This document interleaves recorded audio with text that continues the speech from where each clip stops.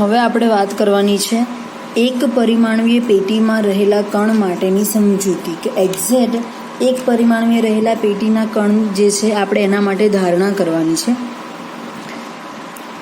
અલગ અલગ રીતે ક્વેશ્ચન પૂછાઈ શકે છે કે એક પરિમાણીય પેટીમાં રહેલા કણની સમજૂતી આપો અથવા એક પરિમાણીય પેટીમાં રહેલા કણ માટેનું શક્તિનું સમીકરણ મેળવો અથવા તો શક્તિનું સમીકરણ તમને આપી દે En is equal to m²h² divided by 8ma².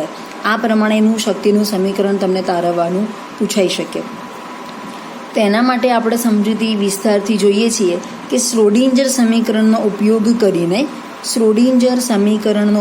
કરીને સાદા કાલ્પનિક પ્રયોગમાં ઉપયોગ કરીને તેના ઉપરથી તત્વના પરમાણુ માટેના વિભિન્ન સપાટીઓ માટેની શક્તિની ગણતરી કરવા માટેનું સમીકરણ તારવી શકાય છે. ફરી એકવાર, શ્રોડિંજર સમીકરણનો ઉપયોગ કરીને સાદા કાલ્પનિક પ્રયોગમાં ઉપયોગ કરી તેના ઉપરથી તત્વના પરમાણુ માટેની વિભિન્ન સપાટીઓ માટેની શક્તિની ગણતરી કરવા માટેનું સમીકરણ તારવી શકાય છે. ધારો કે અનંત ઊંચાઈએ અભેદ દિવાલોવાળી અનંત ઊંચાઈએ લીધેલી છે અભેદ દિવાલોવાળી એક પરિમાણીય પેટીમાં m વજન ધરાવતો એક કણ છે. શક્તિની ગણતરી કરવા માટે આપણે ધારણાઓ કરેલી છે કે આ કણની દિવાલની સાથે આગળ પાછળ અથડામણ અનુભવાય છે. અહીંયા બધી જ વાસ્તવિકતા નથી, અમુક વસ્તુ આપણે આભાસી રીતે લીધેલી છે. ધારણા કરેલી છે કે અભેદ દિવાલોવાળી અનંત ઊંચાઈવાળી એક પરિમાણીય પેટીમાં m વજન ધરાવતો એક કણ લીધેલો છે અને એ જે કણ છે એ દિવાલની આગળ પાછળ અથડામણ અનુભવે છે. તો એના માટે જોઈએ કે આ કણ ફક્ત એક જ ધરી x અક્ષ પર ગતિ કરે છે એવું માનવામાં આવે છે, વાસ્તવિકતા નથી.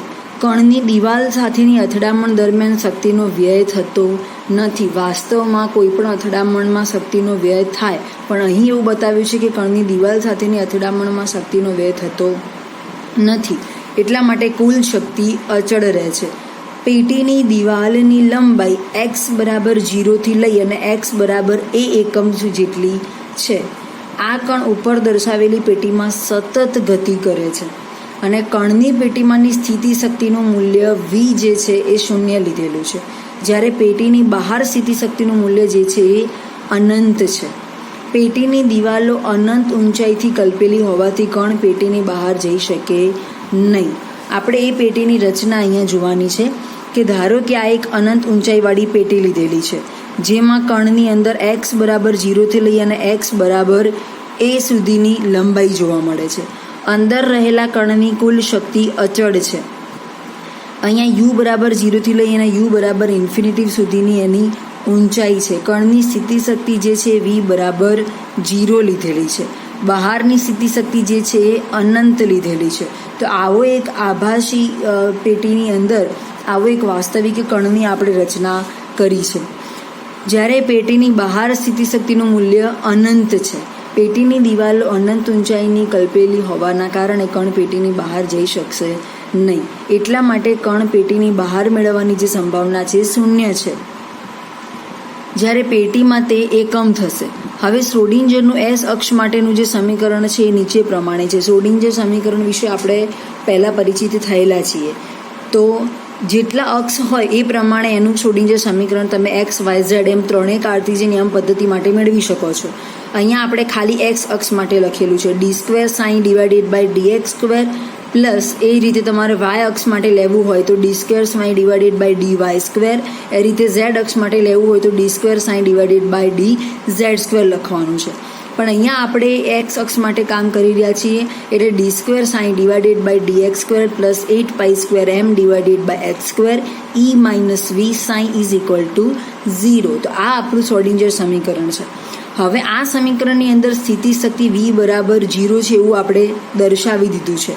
તો એટલા માટે અહીંયા vનું મૂલ્ય 0 લેતા આપણને આ પ્રમાણેનું સમીકરણ મળે છે d² sin is divided by dx² plus 8π² m divided by h² e sin is equal to 0.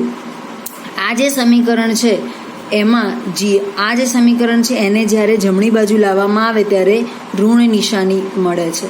એટલે d² sin is divided by dx² is equal to minus 8π² m divided by h² e sin is equal to 0 અથવા is equal to 0 ના લખો તો પણ ચાલે. હવે આ પદને આપણે ઉલટાઈ અને નવું પદ લખતા minus h square 8π² m into D square sine divided by dx square is equal to E psi મળે છે આપણને. હવે આપણે આ સમીકરણનો ઉકેલ મેળવવા માટે આપણે અહીંયા એક ધારણા કરી છે કે ધારો કે આપણે en is equal to n square h square divided by 8m² સાબિત કરવા માંગીએ છીએ.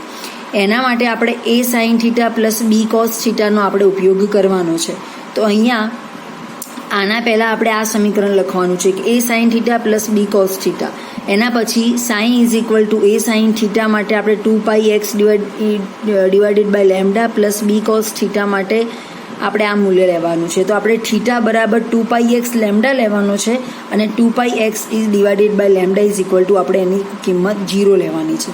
તો અહીંયા બંને વસ્તુ આપણે લીધેલી છે કે sign is equal to a sine theta plus b cos theta. જો x બરાબર 0 અને સાઇન બરાબર 0 મળે તો અહીંયા થીટા બરાબર value 2πx divided by lambda is equal to 0 લેવાના છે. તો 0 બરાબર a સાઇન અહીંયા સાઇન બરાબર પણ 0 લેવાના છે. a સાઇન એમના એમ છે, આના બરાબર 0 plus b cos as it is આના બરાબર 0. તો હવે a સાઇન 0 એટલે 0. અહીંયા એ જ રીતે ખાલી બીજ વચ્ચે કોસ 0ની કિંમત 0 મળે છે એટલે 0 is equal to 0 plus b મળે છે એટલે b બરાબર 0 મળે. હવે જ્યારે b બરાબર 0 હોય ત્યારે સમગ્ર પદ 0 થઈ જાય અને એ દરમિયાન x બરાબર a અને સાઇન બરાબર 0 મળે છે આપણને. તો આપણે sine is equal to a sine 2πx divided by lambda અને જ્યાં x બરાબર a અને સાઇન બરાબર 0 મળે છે. સાઇન બરાબર 0 હોવાથી 0 is equal to a sine 2πa divided by lambda a બરાબર 0 અથવા તો sign 2πa divided by lambda બરાબર 0 મળે છે આપણને. હવે અહીંયા a is not equal to 0 હોવાથી આપણે sign 2πa divided by lambda બરાબર 0 લઈએ છીએ. હવે 0ની જગ્યા પર આપણે n પાઈની કિંમત મૂકતા 2πa divided by lambda is equal to n pi. આ સમીકરણનું સાદુરૂપ તમે જ્યારે આપો છો ત્યારે 2π ડિવાઇડેડ બાય લેમ્ડા એ જે છે ભાગાકારમાં અહીંયા આવે છે એટલે n pi divided by a મળે છે. હવે આપણને સમીકરણ 2 જે મળે છે એ sine is equal to a sine કૌંસમાં n pi x divided by a મળે છે. 2π લેમ્ડાના બદલામાં આપણે n પાઈ a મૂક્યું છે. આ જે સમીકરણ છે એનું આપણે દ્વિવિકલન કરીએ છીએ. દ્વિવિકલન કરતાં આપણને નવું સમીકરણ કેવું મળે છે એના માટે આપણે વાત કરીએ કે દ્વિવિકલન કર્યા પછી તમે જોઈ શકો છો કે આપણું જે પહેલું સમીકરણ હતું D square sine divided by dx square is equal to આપણે આ કિંમત મૂકી અહીંયા, પણ દ્વિવિકલન છે એટલે આપણે બધાનો સ્ક્વેર લેવાનો છે. Minus n square pi square divided by a square into a sine n pi x divided by a. પહેલાં વર્ગ લેવાનો છે, પછી એક વખત એ સમીકરણ વડે ગુણાકાર કરવાનો છે. આ કિંમત આપણને જે મળી એ સમીકરણ 1ની અંદર મૂકીએ તો સમીકરણ 1ની અંદર D square sine divided by dx square માટેની કિંમત આપણે અહીંયા મૂકી દીધી. તો minus h square divided by 8π² m અને આના બદલામાં આપણે આ સમીકરણ એઝ ઇટ ઇઝ મૂકી દીધું છે બરાબર e ઇન્ટુ આ સમીકરણ આપણે આગળ જે સાઇનની કિંમત શોધેલી છે એ જ કિંમત છે કે a sine n pi x divided by a મૂકેલી છે. જે સાઇન માટેની કિંમત આપણે અગાઉ શોધેલી છે એ છે. હવે આના બદલામાં સાઇન મૂકીએ તો આપણને આ પ્રમાણેનું સમીકરણ મળે. આ સમીકરણનું તમે જ્યારે સાદુરૂપ આપો છો ત્યારે n સ્ક્વેર h સ્ક્વેર અને પાઈ સ્ક્વેર મળે છે ડિવાઇડેડ બાય 8π² m અને a સ્ક્વેર મળે છે બરાબર e અને સાઈ કિંમત મળે છે અને આ કિંમત આપણી એઝ ઇટ ઇઝ રહે છે. હવે સાઈ બરાબર આ કિંમત લઈ લેતા અહીંયા આપણને સાદુરૂપ આપતા નોર્મલ આપણને આટલું સ્ટ્રક્ચર મળે છે કે બીજા પદને અચળ લઈ લઈએ છીએ તો ખાલી આપણને અહીંયા n square h square divided by 8m square pi square નીકળી જાય છે. તો આપણને આટલું સમીકરણ મળે છે n square h square divided by 8ma square is equal to e મળે છે. en બરાબર n square h square divided by 8ma square મળે છે. ના બદલામાં અહીંયા આપણે en લીધેલો છે જ્યાં n બરાબર 1, 2, 3 કોઈ પણ પૂર્ણાંક સંખ્યા લઈ શકાય છે. હવે આપણે અગાઉ જોયું એ પ્રમાણે e is equal to n square h square divided by 8ma square આપણે સમીકરણ અહીંયા સાબિત થાય છે જ્યાં સાઈ બરાબર a sine n pi x divided by a લખાય છે. તો આ જે સમીકરણ છે આપણું એક પરિમાણીય રહેલા પેટીના કણ માટે છે કે જેમાં ચોક્કસ શરતો અને ધારણાઓ અહીંયા રાખી અને પછી સમીકરણને સાબિત કરવામાં આવે છે. ક્વોન્ટમ યંત્રશાસ્ત્રને સમજવા માટે ચોક્કસ 5 પ્રકારની આવશ્યક ઉપધારણાઓ આપેલી છે. એ આવશ્યક ઉપધારણાઓ જે છે એના ઉપરથી આપણે કારકની અને અલગ અલગ પ્રકારના ક્વોન્ટમ મિકેનિક્સ માટેના સ્ટ્રક્ચરની ગણતરી કરી શકીએ છીએ. તો એના માટે આપણે વાત કરીએ. આવશ્યક ઉપધારણા નંબર 1, કોઈ પણ પ્રણાલીની સ્થિતિને તરંગ વિધેય સાઈ માટે આ પ્રમાણે રજૂ કરી શકાય છે. એક્સ, વાય, ઝેડ અથવા તો ટી જે છે એને સાઈ તરંગ વિધેય તરીકે દર્શાવવો હોય ત્યારે સાઈ અને કૌંસમાં એક્સ, વાય, ઝેડ અથવા ટી એ પ્રમાણે રજૂ કરવામાં આવે ત્યારે પ્રણાલી અંગેની સંપૂર્ણ માહિતી હોય એને આપણને પ્રણાલીની અવસ્થા તરીકે ઓળખવામાં આવે છે. એ જ રીતે આપણી આવશ્યક ઉપધારણા 2 છે કે જેમાં પ્રણાલીને ભૌતિક રીતે માપી શકાય, અવલોકી શકાય એવી જે રાશિઓ છે, ધારો કે સ્થાન છે જેને એક્સ તરીકે દર્શાવવામાં આવે છે, વેગ છે, વેગમાન છે જેને પીએક્સ તરીકે લઈએ છીએ, રેખીય વેગમાન છે જેને કોણીય વેગમાન વગેરેને દર્શાવવા માટે ક્વોન્ટમ યંત્રશાસ્ત્રમાં રેખીય કારકો હોય છે. રેખીય કારક વિશે આપણે વિસ્તૃતથી સમજૂતી લેવાની છે. આવશ્યક ઉપધારણા 3 માટે કે કારક સમીકરણમાં પ્રણાલીના ભૌતિક ગુણધર્મો જેવા કે કોણીય વેગમાન, શક્તિ વગેરેના ફક્ત શક્ય હોય એટલા જ મૂલ્યો મેળવી શકાય છે અને લગભગ આઇગન મૂલ્ય જે છે એ હંમેશા ઋણ હોય છે. તો અહીંયા આપણને એ કારક સાઇન = એ સાઈ આપ્યું છે. એમાં એ જે છે ભૌતિક રાશિનો કારક છે અને સાઈ જે છે એ સ્વીકારેલ આપણું આઇગન મૂલ્ય છે અને એ ઋણ આઇગન મૂલ્ય છે. એ રીતે આવશ્યક ઉપધારણા 4 ની અંદર ધારો કે કારક એ કારક તરીકે એને દર્શાવવામાં આવે છે.